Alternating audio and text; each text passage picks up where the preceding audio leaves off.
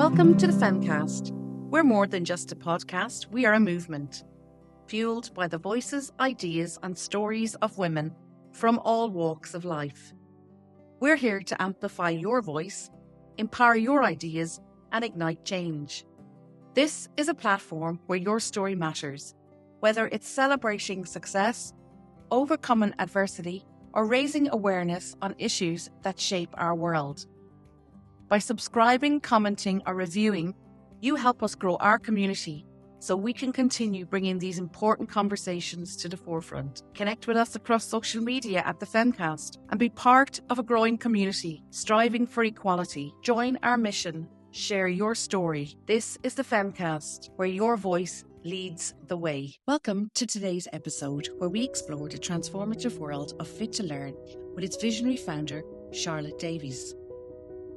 Charlotte is on a mission to revolutionise education by enhancing children's learning through the integration of motor skill, sound processing and vision. She believes everyone can unlock their full potential by mastering basic physiological function, moving beyond coping strategies to harness all senses efficiently. This holistic approach not only boosts learning but also promotes a calm, healthy lifestyle.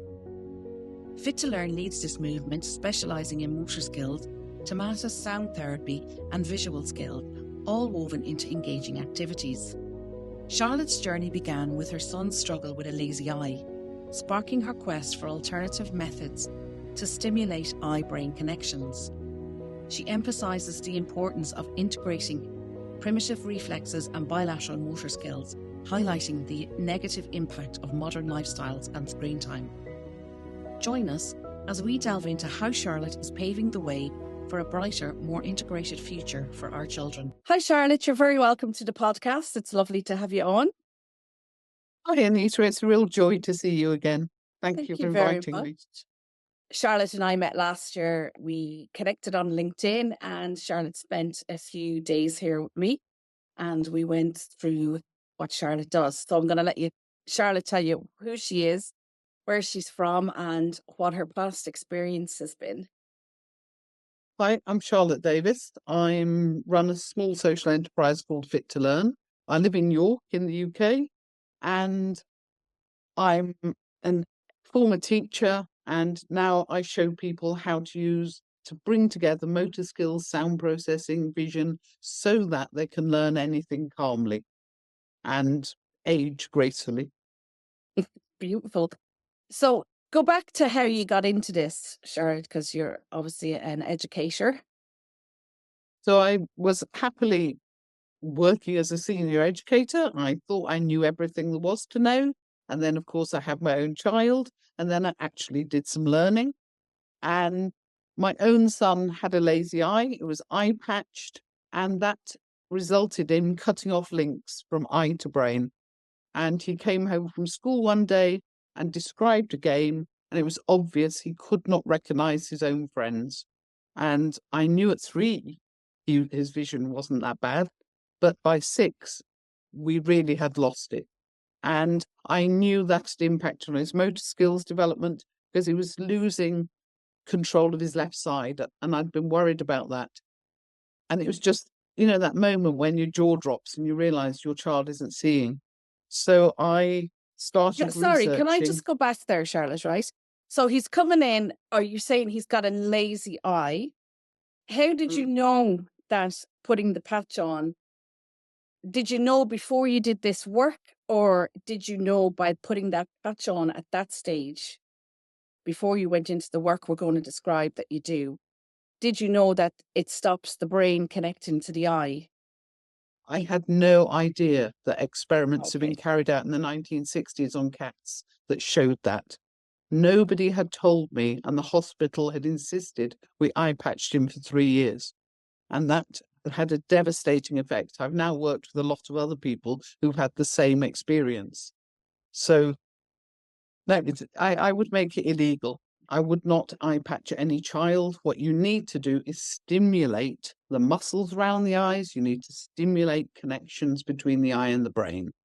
And so by 6, then, when you discovered that game, he comes home, he describes that he can't play that game and you realise, well, he can't see his friends. Do you realise that the damage had been done from 3 to 6 from that patch, or are you thinking other stuff? No, I'd been going back and forth to the hospital saying I didn't think it was working. I was saying I thought there were other problems. The jaw-dropping business was I realised the optician did not understand how the eyes worked with the brain. An When optician you go doesn't to, know that. yes, no, Why? because they're not trained in it. So Okay, so you they're think literally just trained to give you a prescription, but not trained in how the brain and the how the eye all connected and eyes works. and with the whole body. Oh, wow. Yes, it never occurred to me that that would be the situation. You know, you kind of know the eyes are just bit of the brain. Mm. They're just sending messages to the brain. That's the basic function. But in fact, what the opticians do is they're checking one eye can see 20 feet away. They check the other eye can see 20 feet away. When your eyes are working in isolation, they basically see something for about 5 seconds. The magic is when both eyes focus together and send equal messages to the brain. Then your brain can create visual memories. How common That is is that? very powerful. How common is it for both eyes to work together to send the brain the message at the same time? Well, it should be pretty common, but in fact, it isn't. So we screened 300 children in the northeast of England in the summer term, and most of them could not work with two eyes together. And what you normally see when I'm checking eyes is you get patches, but there were a significant block. Their eyes never worked together. They simply were going in wildly different directions, and nobody had checked it. And does anybody's eyes work together? So basically, if you can see 3D really well, you've got your eyes working together well. If you think of a hunter-gatherer who's shooting a bow, he's got to hit Bambi with one shot. His two eyes have to work together. He's got to have really sharp focus. If you're only working with one eye, you don't have anything like the same quality of focus. Two eyes, you have far more chance of hitting something with one arrow. So primitive tribes knew they needed to have both eyes working together. We did in Elizabethan times. People were required after church to go and practice their shooting. We have forgotten how to work with two eyes. Leonardo da Vinci knew how to work with two eyes and did eye exercises daily to maintain his vision so he could do the art he did. And we didn't carry this knowledge down. Well, we knew it in World War Evolved. II because we were screening people for the Air Force. We still screen pilots for stereo vision. Friends of mine from school were screened before they went into the RAF. So there's certain element people know that having both eyes working together is really important. But we're not checking it in school children. Right. So go back to, are children still getting patched? Like, are they Course. still wearing eye patches when they go and they have the lazy eye, as it's referred to? So we're still doing this, even though we have the Yes. other signs to back up Yes. that if we continue doing this, we set them back. Yes, so we had the other science. We knew in the 1960s that patching cats had an effect of rewiring their brain. But we have continued. Why did you do that experiment in the first place on cats? Well, it's inhumane to patch humans. All right, okay. But I bumped into a child a few weeks back who was eye patched. So it's quite common. It's not unusual to go into primary schools and see one or two children eye patched, and they're eye patched all day. Yeah, And that I would have seen that in school growing up, and you'd see it coming down the years as well. So you discover he's 6 now, and you discover he couldn't see, he couldn't do this game. What do you do then? I start searching on the internet. And we are so lucky to have the internet. I mean, you and I met But it's so empowering. When my mother was young, there was no such way you could communicate with other women around the world and find solutions. But in fact, I was very lucky. I found South Africans who knew how to reopen the pathways. And since then, I've realised actually they're the leading people really in the world who do this. And it's simply a family group. And one of them happened to live in South London. So I went to see her. And to be honest, I had no idea when she screened him what she was looking for. When we came out, I turned to my 6-year-old and said, well, and he said, she knows what she's talking about, Mum. So based entirely on the strength of the 6-year-old, I faithfully went through 18 months' work with her and slowly understood what I needed to do to get his eyes to work together. Okay, so you find this lady on the internet, and why is it that they knew about it and the rest of the world doesn't? Her mother had been a music therapist, and her mother had then realised that music therapy wasn't sorting things out and that she needed to go and have a look at behavioural optometry. She then discovered that behavioural optometry, which is the small subsection of optometry that deals with how the eyes work with the brain, that didn't have a rigorous methodology. It still doesn't. And that what you need is to really understand this starts, then you do this, then you do that, and so on. You have to get each layer of development in place because vision is our last skill to develop. And if Explain that to people who may not understand that. So vision is our last skill to develop. So if you don't develop proper posture, you're going to lean. If you lean, you can't get two eyes working properly together. Sound is our first sense. If sound is disrupted, you're not going to get the stimulation you need to move your eyes. So if you think of someone like Boris Johnson, he had inner ear infection really till 6, 7. He had very delayed speech. So if you look at any videos of him when he's holding forth, he often swaps eyes all the time because he doesn't have his two eyes working together, nor left and right motor skills. So we need our development all going in place in order to support the next stage of development. So what would you say to a parent? Because you always hear about children having ear infections, inner ear infections. They get the grommets and suddenly their speech is better. They're obviously hearing better. They're speaking better. So what would you say to a mum now that's coming up along and she has a toddler that's always getting constant ear infections? So you've got to do lots of things. One is make sure they breathe through the nose, because breathing through your nose and getting the airways in a human head working is really important. So to get that happening and clear all the airways, you do a simple exercise. Do you want me to show you? I'd love that. Yes, please. So you're going to stand up, you're going to take a deep breath, you're going to hang on to your nose. You keep going until you can't hold your breath any longer. When that happens, the gases in your airways heat up, and with small children, an awful lot of revolting garbage comes out. And you know children get very snotty and grotty, and clearing those airways regularly and making sure they're breathing through their nose and not through their mouth is really important for global health. But it's particularly important for clearing the airways and making sure the airways are wide, the sinuses develop properly, and that the child is breathing and oxygenating their body properly. But that also means they can hear better.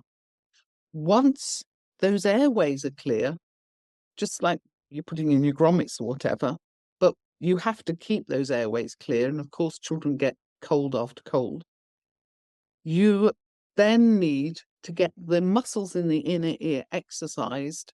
And the only way I know how to do that is to use sound therapy. And I use Tomatis Sound Therapy because I think it's the best. But by playing around with sound therapy, you can exercise the muscles in the inner ear and off they go working. Right. If you've got a head full of Hmm? Oh, sorry, go ahead. You've got a head I was full going of... to say, if you've got a head full of fluid, it won't be as effective.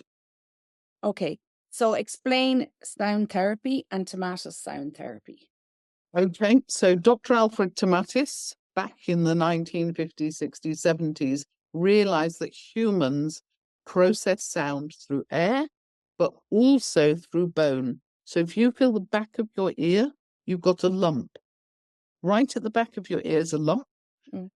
When you were inside your mum, your inner ear crawled into your skull. So it's like a snail inside your skull, and that lump is your inner ear. So your whole skeleton is processing sound. So you need air conduction of sound and bone conduction of sound to work together for your brain to make sense of sound.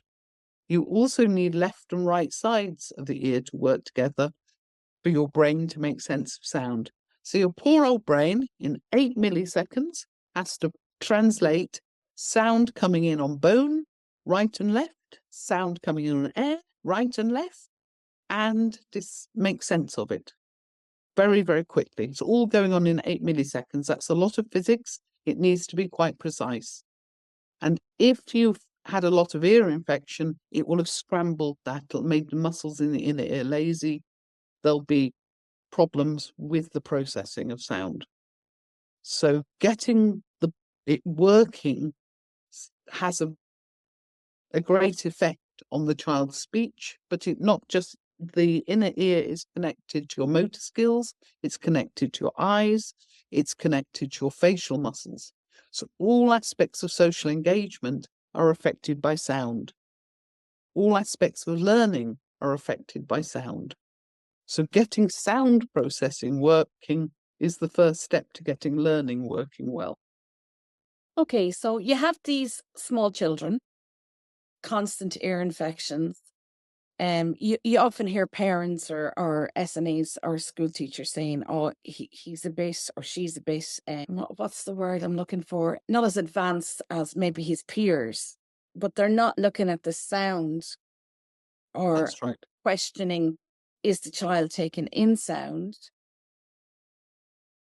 All we're checking for is the child deaf? Can they hear, but not can they make sense of sound? And it's a very Explain how big you make difference. sense of sound. So when I see some of my clients, they may as well have their head in a washing machine because what they're hearing, Billy, and poor old Billy is sitting there as a child who wants to please the adults, desperately wants to please. But he can't because he cannot make sense of any of the speech. And then he's got background noise that makes it even worse. Then the sound is bouncing off walls, and what he's getting is a terrible scrambling mess. So you see children do this. It's so painful. They put their hands over their ears. So you're either seeing them in a classroom, they're not responding to sound, they repeatedly ask for things again and again because they're not able to make sense of the speech, or they're just blocking it out because it's overwhelming. So it's all telling you the poor child can't process sound. Make things worse, humans are naturally left ear dominant until about 6, when they should naturally switch over to right ear dominant. When you switch from left to right ear dominant, you speed up your processing of sound. So when I shift an adult autistic from left to right ear dominant, it's life-changing. They're suddenly processing things at significantly faster pace. They're suddenly much more engaged in life. They start going out to work. So we're asking children at 4 or 5 in schools to be processing sound in a noisy environment with lots of reverberation off walls and very fast instructions, and the teacher's moving. And the child isn't yet able to. They're too young. We need to be outside. We need to be more pastoral, keep to repetitive language, lots of rhymes, lots of songs, lots of rhythm and action, and wait until they are sort of 7 to start formal education. So we're not starting it at 4.5, 5. It's Oh. too early. There is no aspect of the child's development that is ready for school at 4.5, 5. And if you look at someone like Rishi Sunak, you can see the impact of starting too young. So he was, his parents lavished everything on him.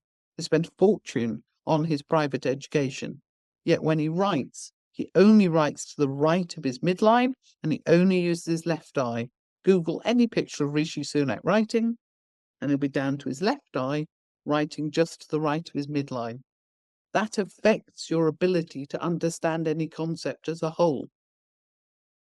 So far be it for me to suggest Brexit was a bit of a mistake.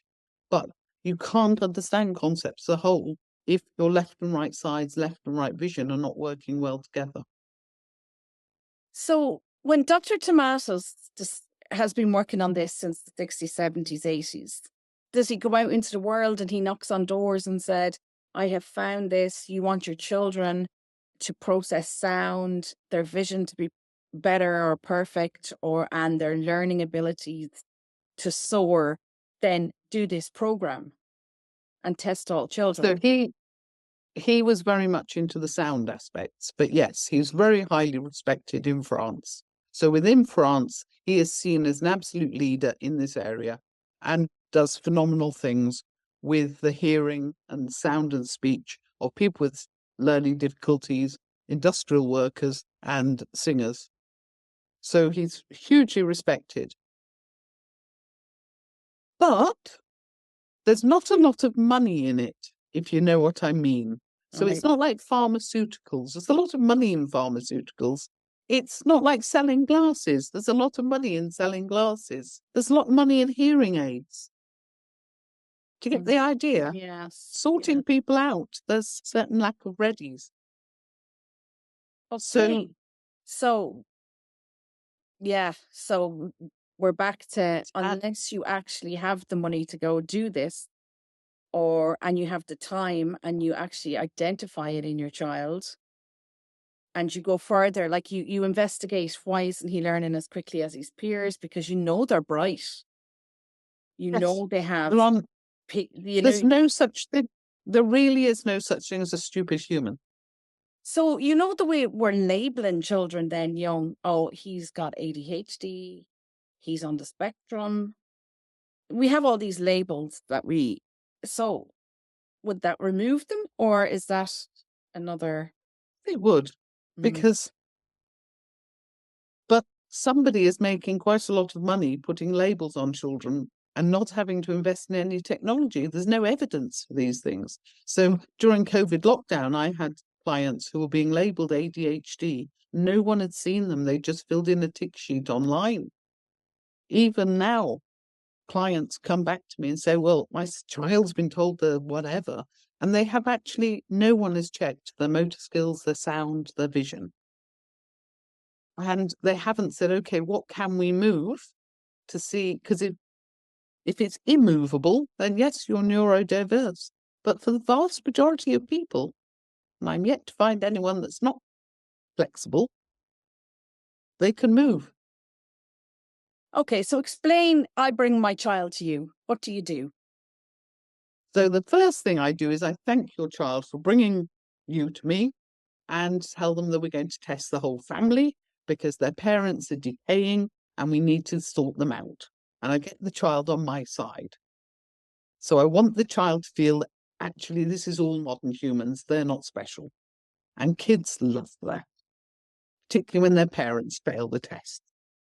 So the first thing we do is we just literally get people skipping forwards and backwards. And I'm looking for how their arms and legs move. And I want opposite arm and leg moving together automatically. And very commonly, people can skip forwards. And when I ask them to skip backwards, they can't. Everything falls apart. Why is Then, because they haven't got what's called bilateral integration of motor skills, they can't automatically work with left and right sides of their body. And that's probably because they didn't crawl enough as babies, because in our modern environments, we're putting babies into play chairs and bouncer chairs and car seats and push chairs. We're tying them up the best thing you can give to your child is a floor, and just leave them down there. So your traditional mud hut is the best place for your child. And you think how smart we developed, 100 years ago in the most minimal circumstances. Yet people still developed. And that crawling, that exploring, that escaping and climbing over walls and all the rest of the things that children would naturally do when left somewhat free, they're not doing. And so we need children out crawling and so on. If you've got a child that everyone waits on hand and foot, it really reduces their intelligence because they're not straining to get to the raisins to steal them or whatever. They don't have to go and stretch and reach and find something. Everybody brings them things. And what we need is to allow the children to explore on the floor. Keep things simple. Mm. And that would be the best thing we could do for them. But we're giving them iPads, we're giving them all sorts of garbage they don't need. We are reducing their movement. Yeah, speaking of that, the iPads and putting at a young age these small monitors and screens in front of them, that is obviously going to have a huge impact on their skill sets, their Yes. hearing, visual, motor skills. Well, they're in the one position most days, slouched in on themselves. Yep. So it's going to make them anxious. It's going to make them probably work to one eye because they can't focus. Their focal point is 20 feet away when they're little. They can't focus in the near range. They must go down to one eye. We're designed to toss and turn a lot, and that's exercising your inner ear and getting things moving. But if you're slumped and tied in one position, you're not doing that. You think how much, certainly my generation, we tossed and turned hours. And we were endlessly doing headstands and goodness knows what. And they're not doing that now. It's all But health and the safety. percentage of, so say since kids got these handheld devices and tablets, so have we got percentages of, in 1980, 1 in 12 children wore glasses or 1 in 24 children wore glasses? So Yes. what statistics have we got now? So it's doubled the rate in the last 30 years. So it's now about 30% of the Western population wear glasses. In the Far East, it's nearer 90%. Whoa, why?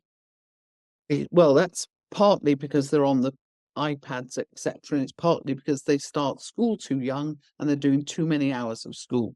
So there's an awful lot of studying and they're ending up without their two eyes working together and being very short-sighted, their vision is very strained. That's three times the amount of children in the Western world. Wow. And we think it's bad with 30%. Yes, well, 30% is bad. And also the other business is if you don't crawl, you don't suppress what's called your primitive reflexes. Your primitive reflexes are automatic muscle movements you make as a baby. So you're not gaining conscious control of your gross motor skills. If those are not in place, you can't get good control of your eye muscles. So until you've integrated your primitive reflexes, you don't have full control of your eye muscles. And we have an awful lot of children who haven't integrated their primitive reflexes, so they never gain proper control of their eye muscles. Primitive reflexes, explain what that is for anybody that may not. So you are born and you have your brain, the only link from your brain to your body that is myelinated, that is ready to go, is your sound. Everything else is working on reflex. So if your mum just looks like she's about to drop you, you'll have a thing called a startle reflex. If your mum is patting the base of your spine, you will naturally urinate and defecate. So if you think about little boys, you want to change their nappy, you take off nappy A, about to put on nappy B, the child is sure to wee in your face. And that's because you've rolled them on their backs and you've touched the base of their spine, and by reflex, they urinate. Ah, wow. Yes, and that's fine as long as they do crawling and integrate it. So by the time they get to school, it's not triggering off. But because they're not doing enough crawling, they'll get to school, something touches the base of their spine like the back of a chair, and they can't stop wriggling. And then they're labelled ADHD. But they're not ADHD. Sorry, go back again. So they have been around the home for 3-4 years now. And then they're Yes. getting into school and they're sitting. And they sit on a chair, Yeah. and the back of the chair touches the base of their spine. Mm-hmm. And of course, at school, you can't go to the toilet every 2 minutes. Mm-hmm. And you're supposed to sit on a chair, but they can't because they constantly feel like they want to urinate. And even if they've got an empty bladder, they have that feeling. So it makes them wriggle all the time. Oh, wow. Yes. So the poor munchkins are feeling they can't concentrate, but actually just need to integrate their primitive reflexes. So if I was running the country, I would have primitive reflex integration done in the first year that children come into school. Just make sure everyone has integrated their primitive reflexes. And maybe the next year, I'd get the second year students to come down and help me work with the first years. Because then they could revise them, understand them better, and we could double check they're definitely in place. Because if the primitive reflexes aren't integrated, we can't develop higher level motor skills. Okay, so we have the public health nurses that come around and they just do the hearing, or maybe you're sent to a specialist. Nobody is doing any of this anywhere unless you're going private and you know Charlotte Davies exists. So, I mean, there's a few other people, but yes. Yes. Basically, that is the problem. And what we need is every single primary school teacher, every single parent, every single PE teacher trained in the kinetic chain of motor skills. So we should not have any children with flat feet, for instance. Feet arches should rise between 4 and 7 years. And we ought to be checking that and making sure it happens. It's really important because your feet are your foundation. And if your feet are flat, then your spine can't be in the right place. So why would you be getting flat feet in the first instance? Because nobody has done any exercises to make sure that your thighs turn to the right place with your hips. And not every child is in the perfect position because they haven't done enough crawling. Therefore, we need to proactively make sure the thighs turn to the right place, that we've really made sure the feet work properly, that the child knows exactly where their feet are. So I can be doing a thing called Angels in the Snow, and I get the child to take their arms and legs out. I then say, well, I'm going to touch one arm or one leg. Can you take it out for me without opening your eyes? And what happens is I touch the hand, the child opens their eyes and goes, this one, because they don't know where their hands and feet are. And they need to open their eyes and double check what it is I've touched. And it's really important. Our brain is mapped to every aspect of our body.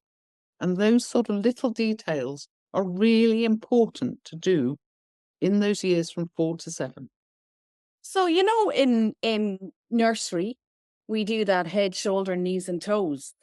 You know that we were talking about rhymes earlier. Really good. Mm-hmm. Yeah. So the children still don't know.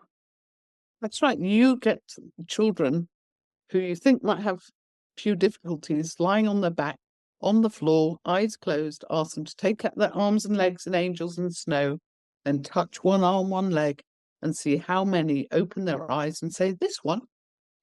And that's telling you they have no idea where their arms and legs are. They can't move them without checking what it is. And yep, they're not, their brain is not fully wired to where their body is. And you gain that through doing a lot of movement. You gain it through climbing trees. You gain it through climbing rocks.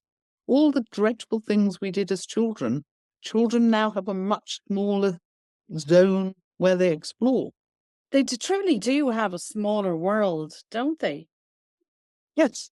And it So can be confined to a room that can be a sitting room or a bedroom or the back Yes. of a car. Yes. Whereas we used to roam wild. We'd be off all day. You'd come back when you were hungry. Yeah. And the rest of the time, all the kids on the street were just supposed to look out for each other. Yeah. And we survived. Charlotte, you were talking about children being too young, that we need to start learning at 7. So why are we pushing them into the nursery so early? I get that mothers need to work, but wouldn't you think governments need to take leadership and help these so they're not paying down the road? Help these mothers and parents, and we'd have less SNAs that they can't get anyway in schools because they pay them so poorly. We would have less SNAs, less schools struggling, less parents fretting and stressed if somebody in government actually took ownership of this and said, right, we know these kids need this, so that, I don't know, 15 years down the road, we're not treating something else. Yep. So the problem is that, well, certainly the UK government got hijacked by a mentality that it didn't matter what age you started formal education. And so they've been pushing it younger and younger. That there's been quite a kickback against that. There is no real understanding of the chain of child development at a government level. I've met with the Welsh and had a very good meeting with Wales Early Years, and we spent a whole day taking them through precisely what it meant. And it was a very physical day, because they gave me a huge room and I laid out vision screening, sound screening, motor skills, and so on. So I had them up and I checked the adults' development. And by the end of the day, they understood really what child development was about, and they felt much more secure in their knowledge and how it worked as a whole. I've just been out to China talking to doctors and training them in the same, and they were very interested, and they're talking about running pilots with different age groups to see and understand how bringing together sound, vision and motor skills works, and to understand fully how humans develop. They are particularly concerned because artificial intelligence is coming. They can already see lots of jobs being taken by robots. So the hotel I was staying in, the cleaning was done by robots. The jobs in the factories are going to robots. The enormous number of people who have semi-skilled jobs are going to lose those jobs, and they'll be replaced by robots. We have got to really think about how do we make the next generation highly skilled, because otherwise they're going to be very marginalized. And we want people to be equal. We want them to be empowered. And so it's really important. So that was the kind of conversation I was having in China.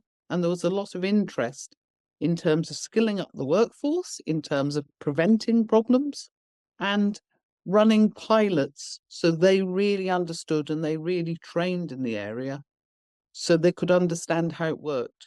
Because it doesn't, some people block, and you've got to work out how to unblock them. And governments get hijacked by lobbyists.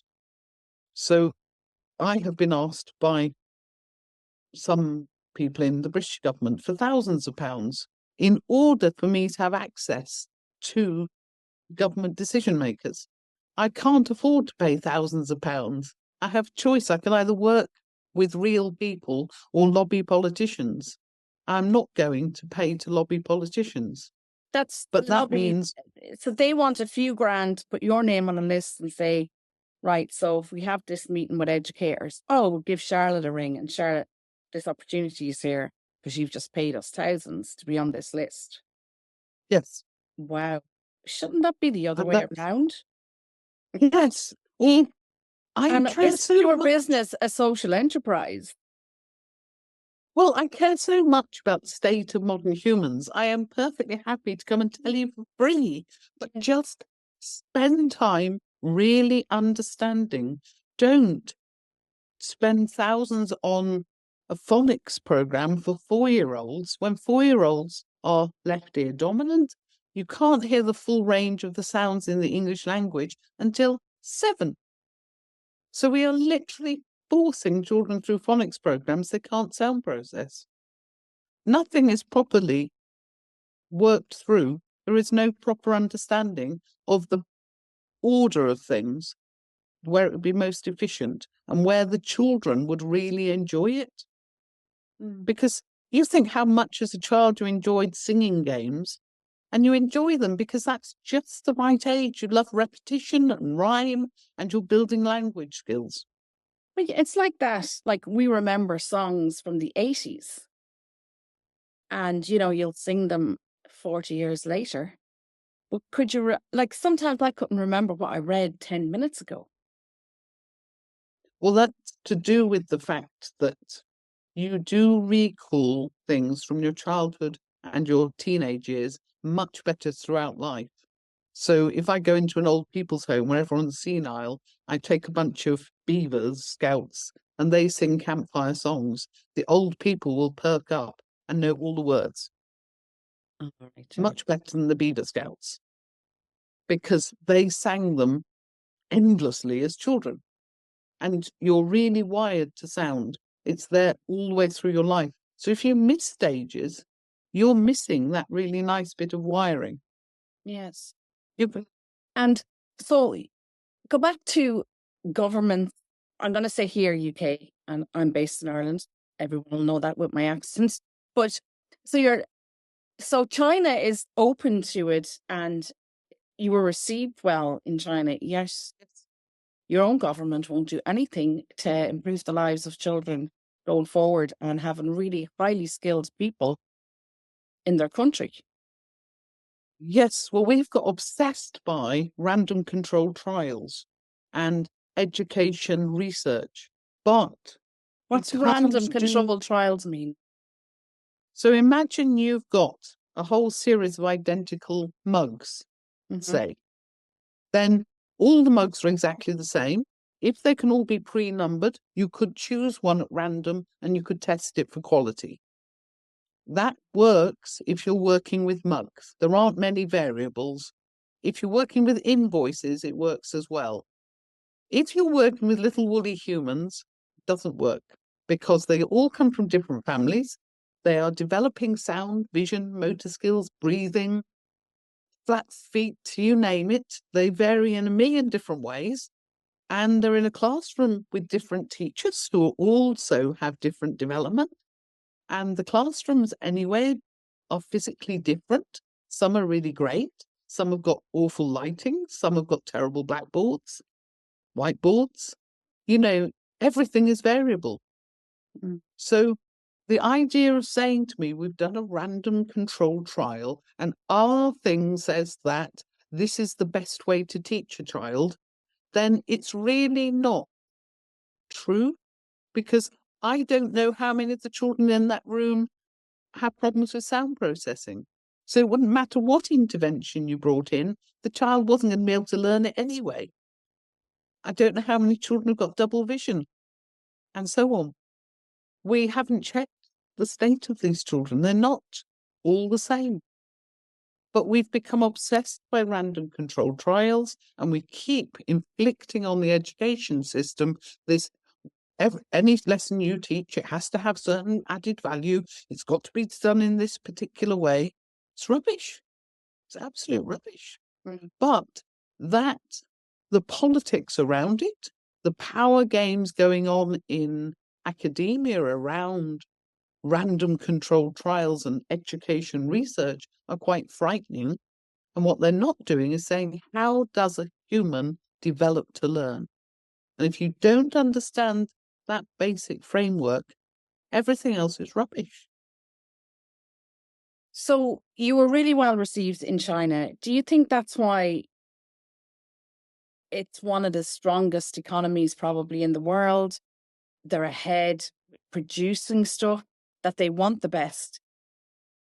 No, I think that they can see the problem coming up the road. They'd spoken to us before COVID about their concerns about AI.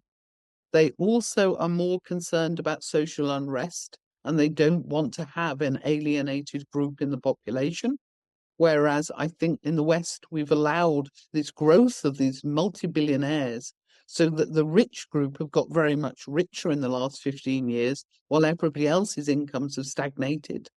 That causes social unrest. It's causing a drift to the right.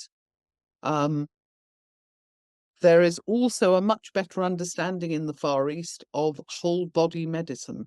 They see the human as a whole. When they learn medicine, they see it as a whole. They said it doesn't matter if I'm in India or China. When I'm talking about the body, they understand it works as a whole. They haven't just studied eyeballs and not know they're connected to the rest of the body and the rest of the nervous system. So you see, you're not a lot already... of people would, unless you've done body work and stuff, that all of these things come back, like the nervous system. Who would put eyes with the nervous system a few years ago? You probably would, obviously, because you know all about it. But, the layperson, unless you've done body work, learned about regulating yourself, somatic work. If you could explain how the eyes and the nervous system works, because a lot of people now know about their nervous system. Okay. So when we are conceived, our cells start splitting. And from that point, the nervous system is developing and it's spreading throughout the developing body. So that if you think about something like the inner ear, it's connected to 6 or 7 cranial nerves. So if I clamp my jaw, then I am putting huge pressure on nerves in my face. And that might cause tinnitus, migraines. It might make me hyper alert. So every aspect of my body is interconnected. If I have problems with sound processing, then that again might make me very, very nervous. If I've got retained primitive reflexes, one of them is the startle reflex. If I don't integrate that, my voice box stays too high, and that will keep me hyper alert. So if I'm working with someone who is selective mute, very common, their voice box is too high. When we get them to do exercises and drop the voice box, all the nervousness stops. They're grounded in themselves because their voice box is in the right place. It's not putting pressure on their long polyvagal nerve, which is connected to their ear and so on. So our whole body is interconnected. Sound is our first alarm system because we're hunter-gatherers. So if you heard a lion roar in your room now, you would move. You wouldn't stop to have a conversation, you'd go. And what happens is sound works in really quick time, 8 milliseconds, and it's very quickly communicated to the brain, we've got to move. And literally it bypasses your prefrontal lobes. It is communicating to your muscle system very quickly. We're going. If you think about someone who is feeling hyper alert all the time and very nervous, then what can happen is their body is in that hyper alert state all the time, makes the digestive system not work properly. So they have allergies, they don't eat properly, they don't go to the toilet properly. We need to bring the whole body to a state where it's grounded, and then the body works much more fluidly and it's much calmer. And literally, you have to work out what is not quite working in order to bring things to calm. Which is how I... Yeah, I know we've been talking about children, but this goes for adults too. When they're in the fight, flight, freeze state. So if I'm working with a family, I always want to get particularly the mother down out of fight, flight, freeze. Because if a mother is dysregulated, everybody in the family within 20 feet of the mother can be dysregulated. She sets the heart rate for everyone. So she is quite an anchor. And the same with dads. I want them to calm down so that they're more grounded and feel more secure in themselves. When I get the parents to calm, often it's a piece of cake sorting out the children. Because they won't calm down if their parents aren't calm. We're like meerkats. Yeah, so we're talking about children that are coming from quite normal homes, and they're going into school and the nurseries, and we're talking about their development. But now that you're talking about sound a lot, and we have children that come with trauma, and they go in on themselves, like, we'll never understand, like, we may see it in real time on our screens with Gaza, but the sounds of the bombs, the smells, the sensory for them, and especially the sounds. So those children are being traumatized in the womb. So their mothers are obviously hyper alert. They're scared stiff. They're being bombed. They don't know if they're going to live tomorrow.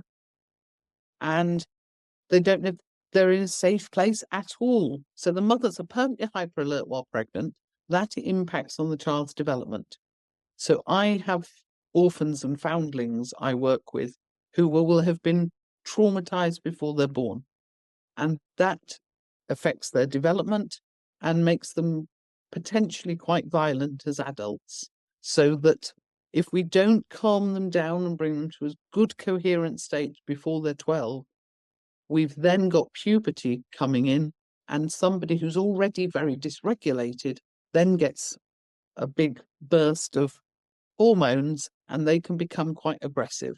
And they don't know why. Yeah. And we're not talking about just war zones here either, because we have children that are coming from trauma in the homes, addiction, abuse. So presumably you're seeing those children as well that are in care. Yes. And, yes. And so we don't even, as a society, insist, or a government who would take leadership and say, look, these children are traumatized. We need to catch them before age 12, like you say, and we don't want them getting violent later, getting less behind, number one, violent, getting incarcerated, when we could have fixed the problem up here. Yes, we're much cheaper for society. You only have to go into the prisons. So when I'm in the prisons, all I'm seeing are people who've got really trauma plus problems with sound, vision and motor skills. And we could have sorted it out really proactively when they were small. We could have put them through good sound therapy and we could have kept doing primitive reflexes with them to make sure their reflexes stayed integrated. We could have really given them fantastic vision and really made sure they were secure. And certainly in England, we've done terrible things to children in care. We've really privatized the system. It's pretty much human farming now. And it's very dangerous because they're left for the gangs to groom, and it's horribly dangerous. Who do you go to? Do you go to the CEO in Bernardo's and you say, look, you're going to have so many traumatized children coming through your door. We need to get on this now. We need to start campaigning. Yes, I have the best. I have to work through one person at a time, and many people will not hear me.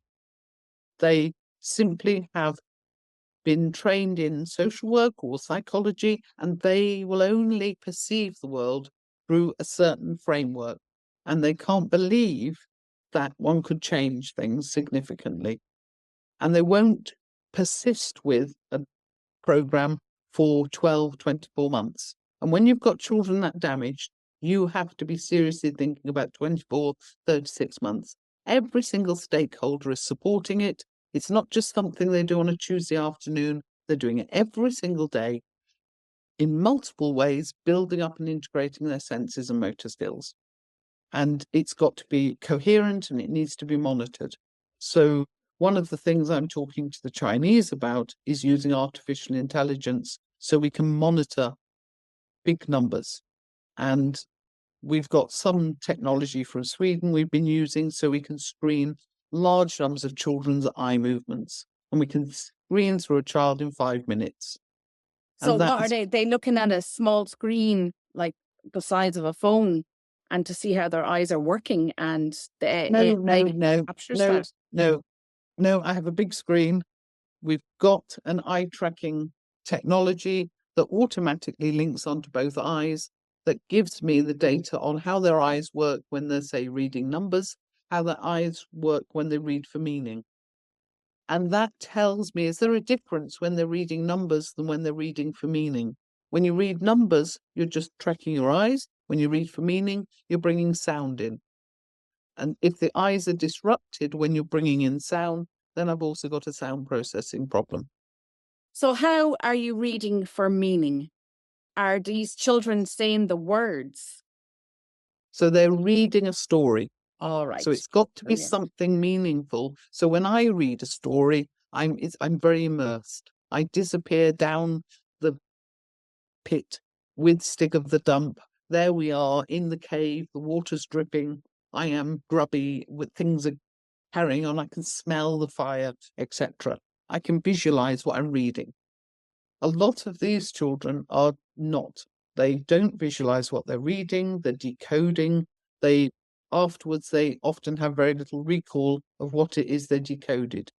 So they're great at decoding because they're the phonics generation, but they cannot bring sound, vision, and motor skills together to visualize what it is they're reading. And so when you see the eye movements, the eyes maybe work perfectly well for numbers, and then when they read for meaning, the eyes jump everywhere. And that is really important for us to have a look at and talk about what's happening with dynamic binocular vision. And I think just terrifies government. It seems way beyond their level of understanding. So you could identify the child's eyes as jumping back and forth, and what training then would you? So you identify little Billy has this problem, has this issue, and you bring him in, and then you do the hearing check for hearing. So you are quite honestly, in the numbers we were dealing, the school need to just get on and do primitive reflexes, put groups of children through sound therapy. You can put up to 40 at a time through. Those schools are doing about 6 at a time. And to do eye exercise, getting the eyes moving separately to the head. And then a lot of puzzles, so that hand, eye, brain have to think across the midline, and so they're learning how to see things as a whole. That fascinated me when we did it. So explain the hands. So what's happening is a lot of therapies maybe do primitive reflexes, or they might do sound, or they might get the eyes looking a bit better. But what has to happen is all got to happen in the brain, and it's got to be integrated. So we have games where you have to go over your midline, pick something up, place it in precisely the right place, then next piece you pick up on the other side. And when you're picking up on the other side, your brain is having to think on the other side of the body it's not used to thinking on. Your eyes got to look over there, and your hand is working on a side it's not used to working on. The more you practice that, the more your hand-eye brain can go across your midline. And if you look at what's happening in the brain, you've got more communication going across the corpus callosum. So neurologists are now seeing that people who have got learning difficulties have relatively symmetrical spheres to their brain, that left and right look relatively similar. People who have developed have got asymmetries. Each side of the brain's a bit different, because you think about it, if you develop fully, you've got you're right-handed, maybe right-footed, left-eyed, whatever. Those differences are going to be reflected in the brain if you're doing a lot of work in the brain.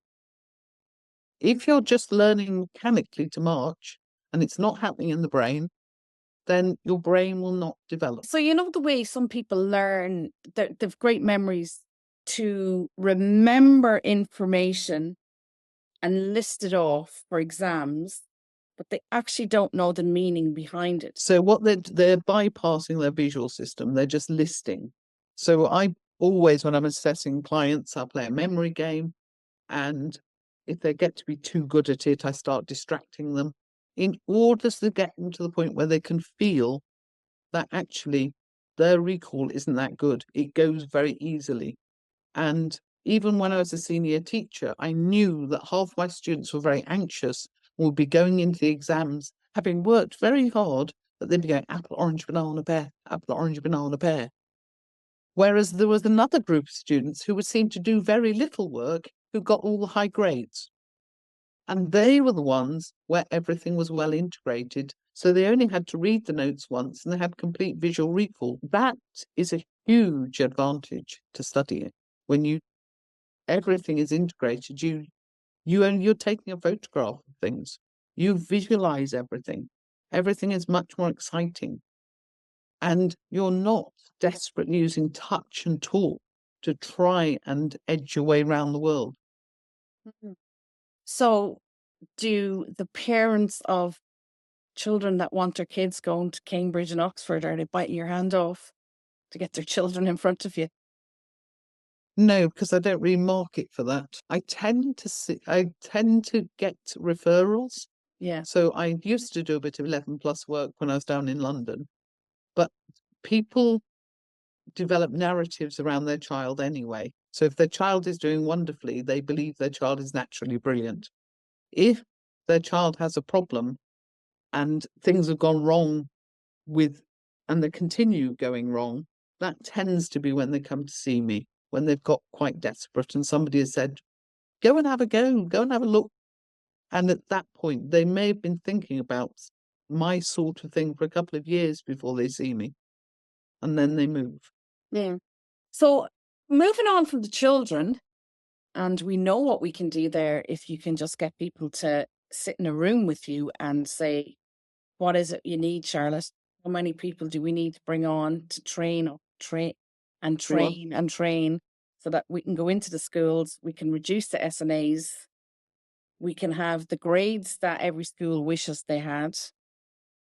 Well, a lot of it's free on YouTube. So I just stuck everything on YouTube on the website. Yeah. So you just go and put videos on everything. Yeah. If we just talk about an adult is coming to you, well, you're seeing the parents anyway, if they're bringing children, and then their curiosity kicks in, I presume. And then they're like, I see parents and they're often quite delighted by the outcomes on themselves. I also see two other groups. I either see adults who are professionals who want to fine-tune their skills, reduce anxiety, or I see adults who have got quite extreme autism or something where they're fed up of being autistic, they're fed up of being dyslexic, and they want to sort it out. And they often have no money, but they're really keen. So as long as they're really keen, we'll work together. They are well worth working with because they often give you insights that nobody else can tell you. So some of the adult autistics I've been working with have been saying things like, we now know which buses are moving and which are not. We now know which direction the buses are going in, and that makes it so much easier to catch a bus. And of course, you don't think that everything somebody is seeing is moving.